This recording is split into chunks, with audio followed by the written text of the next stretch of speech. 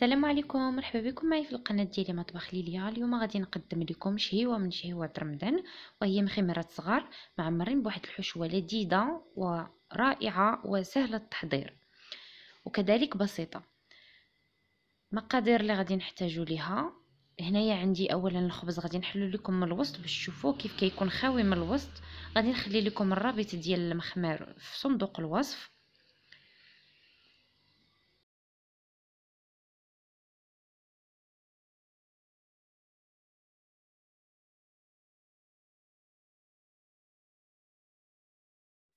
دابا غادي ندوزو للمقادير اللي غادي نحتاجو للحشوه. عندي هنايا مطيشه وحده مقطعه، بطاطا وحده مسلوقه مقطعه قطع صغار، عندي الخيار، عندي بيضه، عندي لدان فيمي، عندي الطون والخس والفرماج احمر مقطع قطع صغيره، كذلك عندي المايس، المايونيز، جوج فرماجات مثلثه، وعندي الفلفل الابيض او الابزار الابيض او الاسود.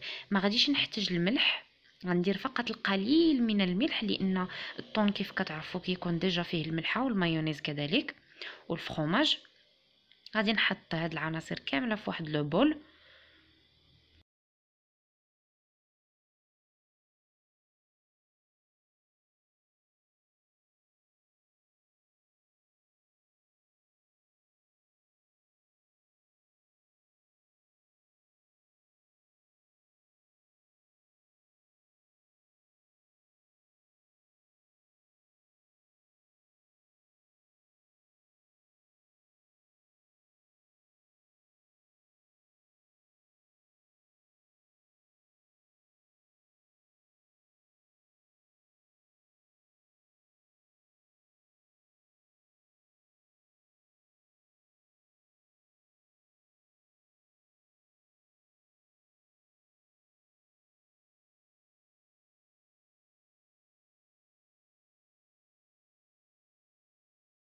هنايا غادي نضيف انا القليل من الزيت ديال الطون، ممكن تستغنيو عليها وتضيفوا زيت الزيتون.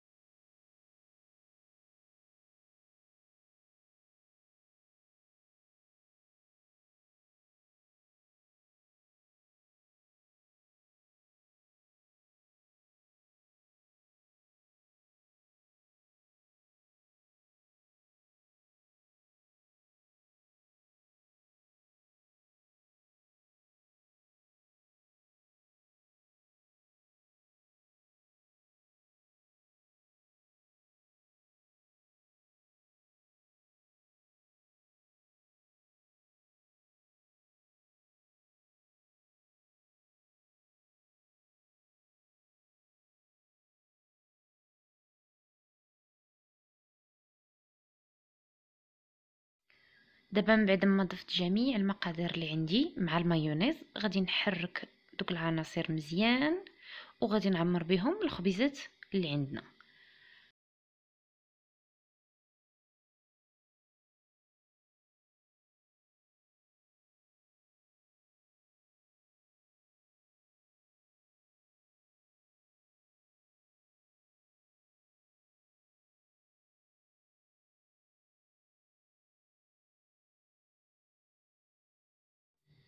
ممكن الا بغيتو دهنوا الخبيزات بالمايونيز ولا الفرماج عاد تعمروهم، ولكن انا ما دهنتهمش حيت كلشي داكشي اللي بغيت درتو في الحشوه.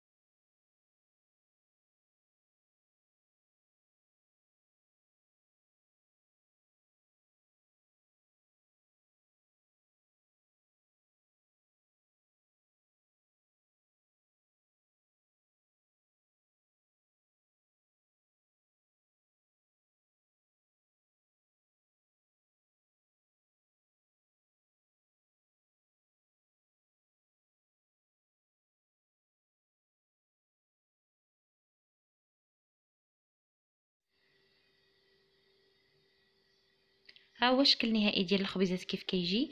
المذاق ديالهم كيجي رائع وسهل التحضير. الا كان في رمضان مثلا مشعلين الحال ولا شي وجبه غداء ولا عشاء ما لقينا ما نديرو، فهما دغيا كيوجدوا. كنتمنى الوصفه تعجبكم، يعجبكم جميع الوصفات اللي تنقدم لكم. فما تبخلوش عليا بالاشتراك في القناه بالضغط على الزر الاحمر اسفل الفيديو وترك تعليق واعجاب للفيديو. وشكرا وبصحه والراحه. نتلاقاو في فيديو اخر ان شاء الله.